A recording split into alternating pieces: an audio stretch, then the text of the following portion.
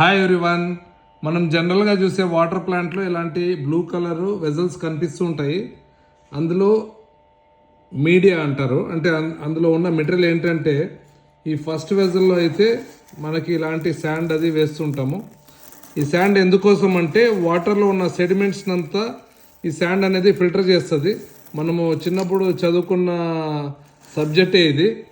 So అదేవిధంగా మనము ఈ సెకండ్ సిలిండర్లో ఏదైతే ఉందో అందులో వచ్చేటప్పటికి మనము ఇలాగా యాక్టివేటెడ్ కార్బన్ అంటే బొగ్గు వేస్తామన్నమాట. ఎందుకోసం అంటే వాటర్లో ఉన్న స్మెల్ అదేవిధంగా కలరు ఇదైతే బొగ్గుకి అబ్జర్వ్ చేసుకునే క్వాలిటీ ఉంటుంది కాబట్టి మనం ఈ కార్బన్ అనేది యూజ్ చేస్తాము. ఇంకా కొన్ని చోట్ల అయితే 3 సిలిండర్లు కనిపిస్తూ ఉంటాయి.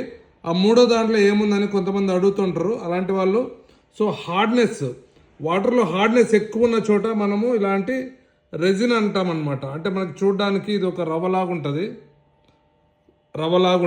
సో హార్డ్నెస్ ఎక్కువ ఉన్న చోట ఇలాంటి 3వ సిలిండర్ పెట్టి అందులో మనము రెజిన్ ఫిల్ చేసినట్టయితే మనకి వాటర్లో ఉన్న హార్డ్నెస్ రిమూవ్ అవుతుంది.